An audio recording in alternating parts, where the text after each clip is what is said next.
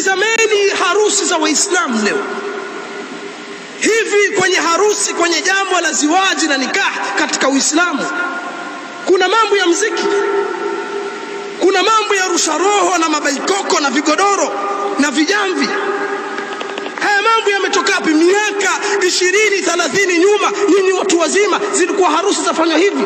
Leo kila nyumba yatafuta muziki. Kuna harusi pale, pana kigodoro pale, watu wanakwenda kukatika na kucheza. Mambo tumeiga, mambo ya kitchen party, mambo ya ndundu party, sio mambo ya send off. Yametoka wapi? Hizi ni miongoni mwa madhahiri. Muislamu umepata wapi birthday? Ambapo leo na birthday mtu ashaukwa atengeneza keki, umepata wapi wewe? Birthday wapi na wapi?